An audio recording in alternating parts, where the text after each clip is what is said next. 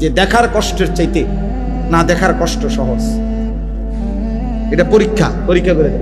অর্থাৎ তুমি যদি কোনো ভিন নারী না দেখো, মাথা নোয়ায় রাখো, তাহলে হয়তো না দেখার একটু সময় ছাত করে কষ্ট লাগবে যে দেখলাম না, কিন্তু এরপরে আর মনে পড়বে না, কারণ আমি তো দেখিই না, কি মনে পড়বে। কিন্তু দেখলে মনে পড়ে লম্বা সময়, এরপরে মনের মধ্যে অনেক কিছুই আসা যাওয়া করে, সেগুলো তো গুনাহ।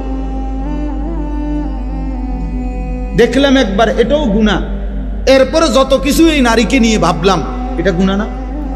তাহলে গুনাহ এবার বাড়তেই থাকলো। কিন্তু মাথা নোয়াইয়া ফেললে, না দেখলে, হিম্মত করলে, হয়তো এখন একটু কষ্ট হইল, কিন্তু এরপরে তো আর গুনাহ বাড়বে না, কারণ আমি তো দেখিই নাই, গুনাহ বাড়বে কেমন? আল্লাহ আমাদেরকে তৌফিক দান করেন, আল্লাহ আমাকেই তৌফিক দান করেন। আল্লাহ তাআলা বলেন, এই জন্য শয়তানের প্রথম আমন্ত্রণ অশ্লীলতা, নারীকে কেন্দ্র করে।